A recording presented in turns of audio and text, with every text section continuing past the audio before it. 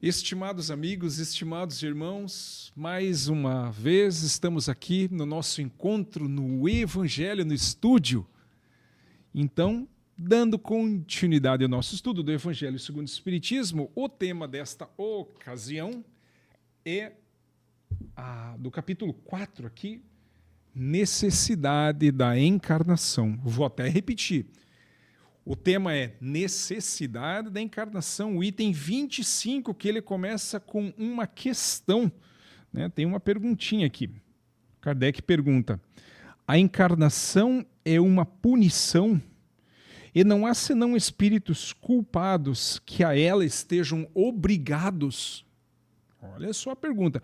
Vou repetir novamente. A encarnação é uma punição e não há senão espíritos culpados que a ela estejam obrigados? Muito bem, agora vem a resposta e depois a gente vai comentar na sequência. A passagem dos espíritos pela vida corporal é necessária para que possam cumprir, com a ajuda de uma ação material, os desígnios cuja execução Deus lhes confiou. Ela é necessária a eles, mesmo porque a atividade que são obrigados a desempenhar ajuda o desenvolvimento da sua inteligência. Olha aí, ó. Olha o desenvolvimento aí. Deus, sendo soberanamente justo, deve considerar igualmente a todos os seus filhos. É por isto que dá a todos o mesmo ponto de partida, a mesma aptidão, as mesmas obrigações a cumprir e a mesma liberdade de agir. Todo privilégio seria uma preferência e toda preferência uma injustiça. Logo, não há privilegiados na lei divina. Não existe privilégio. Não existe privilégio. Não existe. Mas a encarnação não é para todos os espíritos senão um estado transitório e uma tarefa que Deus lhes impõe para a sua entrada na vida, como primeira prova do uso que farão do seu livre-arbítrio. Aqueles que cumprem essa tarefa com zelo, com cuidado, vencem rapidamente e menos penosamente seus primeiros degraus da iniciação, e gozam mais cedo os frutos dos seus trabalhos. Aqueles, ao contrário, que fazem mau uso da liberdade que Deus lhes concede, retardam o seu adiantamento. É assim que, por sua obstinação, podem prolongar indefinidamente a necessidade de se reencarnar. É então que a encarnação se torna um castigo, uma prova muito difícil. Isso foi colocado por São Luís em Paris, 1859. Aí nós temos uma nota aqui muito importante. Uma comparação vulgar fará compreender melhor essa diferença. O estudante não alcança os graus da ciência, senão depois de ter percorrido a série de classes que a ela conduz, naturalmente. Essas classes, qualquer que seja o trabalho que exijam, são um meio de atingir o fim e não uma punição. O estudante laborioso, dedicado, abrevia a caminhada e nela encontra menos espinhos, naturalmente, né? Ocorre de outro modo para aquele cuja negligência e a preguiça obrigam a recomeçar certas classes. Não é o trabalho da classe que é uma punição, mas a obrigação de recomeçar o mesmo trabalho. Assim ocorre com o homem sobre a terra. Para o espírito do selvagem, que está quase no início da vida espiritual, a encarnação é um meio para desenvolver a sua inteligência. Mas para o homem esclarecido, no qual o senso moral está amplamente desenvolvido, e que é obrigado a recomeçar as etapas de uma vida corporal plena de angústias, enquanto que poderia já ter alcançado o objetivo, é um castigo pela necessidade em que se encontra de prolongar sua demora em mundos inferiores e infelizes. Seria mais ou menos que um cara que está na 8ª série ter que voltar para a 5ª, ou 5º ano. Aquele, ao contrário, que trabalha ativamente pelo seu progresso moral, pode não somente abreviar a duração da encarnação material, mas vencer de uma vez só os degraus intermediários que separam os mundos superiores. E agora o último trecho da nossa leitura aqui.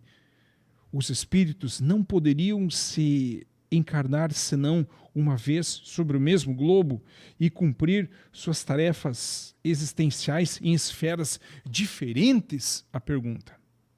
Vou até repetir a pergunta. Os espíritos não poderiam se encarnar senão uma vez sobre o mesmo globo e cumprir suas diferentes existências em esferas diferentes? Ele pergunta.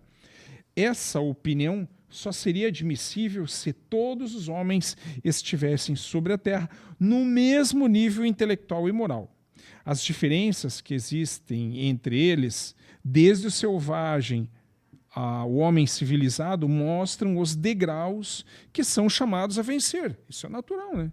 A encarnação, aliás, deve ser um fim útil, ora. Qual seria o das encarnações efêmeras de crianças que morrem em tenra idade? Elas teriam sofrido sem proveito para elas e para os outros? Deus, cujas leis são soberanamente sábias e justas, não faz nada de inútil. Já comentamos isso anteriormente. Pela reencarnação, sobre o mesmo globo, quis que os mesmos espíritos, encontrando-se de novo em contato, tivessem ocasião de reparar os seus erros recíprocos. Em razão de suas relações anteriores, ele quis, no caso, por outro lado, assentar os laços de família sobre uma base espiritual e apoiar sobre uma lei natural os princípios de solidariedade, fraternidade e igualdade. Então, a necessidade da reencarnação ou da encarnação, ela faz parte do nosso processo evolutivo. Faz parte do nosso processo evolutivo como espíritos que temos uma vida só. Temos várias existências físicas, mas a existência é uma só, a vida é uma só. Aí eu pergunto, é possível numa vida você aprender todas as ciências de uma universidade? Ou todas as ciências do conhecimento humano? Não, não é possível. Como explicar então as crianças prodígio que com 5 anos de idade já têm domínio completo de um piano? Com 4 anos de idade já têm domínio completo de um violino?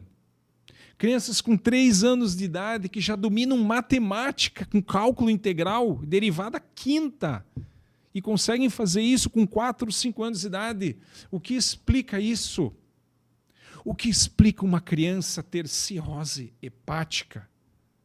O que explica um filho da mesma mulher, do mesmo pai, gêmeos, um nasce são, o outro nasce doentinho já com uma doença?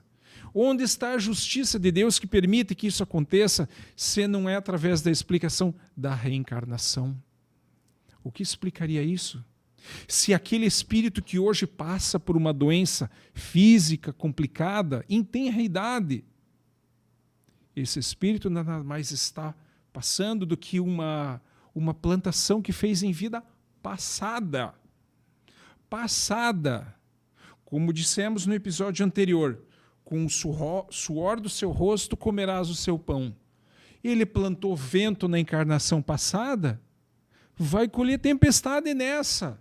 Não há como escapar. Não há como escapar. Quando eu faço bem, quando eu cuido do meu templo, do espírito, que é o corpo físico, cuido dele, me alimento corretamente, faço atividade física, faço bem às pessoas. Naturalmente, quando eu precisar reencarnar novamente, que isso vai acontecer, o corpo vai vir são, vai vir em melhores condições ainda. Mas agora, se eu abuso de todas as faculdades, isso vai trazer problemas nas próximas vidas. Vai trazer problema, porque nós somos aquele que vai determinar as nossas próximas encarnações, o que a gente vai passar. Quem tiver interesse, procure um livro chamado Os Missionários da Luz. Missionários da Luz, não os mensageiros. Missionários da Luz, onde é tratado todo o processo de reencarnação. Todo esse processo é analisado ali, no livro Missionários da Luz, que provavelmente vai ser um próximo filme que vai sair aí pela frente. Se não me engano, é o chamado Nosso Lar 3, Os Missionários da Luz. Fiquemos atentos, tomara que venha um bom filme aí pela frente. Então esse, meus amigos, meus irmãos, é o convite dessa ocasião de estudo do nosso Evangelho no estúdio. O que nós estamos fazendo com a nossa vida hoje? O que nós estamos cuidando do nosso corpo físico? Estamos tratando ele com respeito? Ou estamos exagerando das faculdades físicas? E moralmente, o que nós estamos fazendo? Nós estamos nos aprimorando, estamos nos melhorando para ter uma vida melhor lá na frente, porque o nosso processo evolutivo ele vai continuar. Ele não vai se extinguir no túmulo. Quando a gente desencarnar, morrer, não vai chegar lá do outro lado e ficar tocando harpa de um lado, lá, sem fazer nada. Não, a vida continua e continua assim, muito pujante do outro lado. E que bom que continua, né? Que bom que continua. A escolha é nossa. Nós temos diante das nossas mãos o livre-arbítrio. Colheremos aquilo que nós plantarmos. Nós colheremos. Poderemos colher flores, frutos doces, ou poderemos colher espinhos, ou poderemos colher também coisas que não têm gosto algum, que não servem para nada. Vai da nossa atitude, vai das nossas determinações, daquilo que a gente escolher.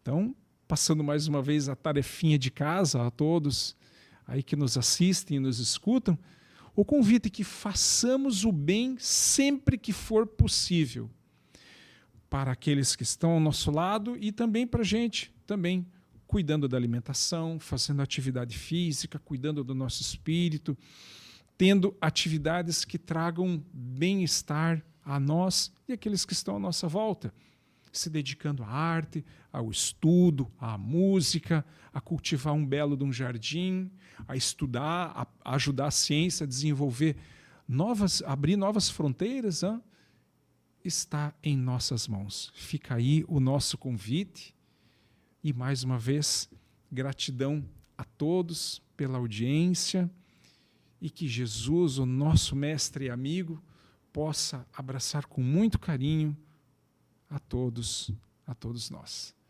Gratidão e até a próxima oportunidade no nosso Evangelho no Estúdio. Que assim seja.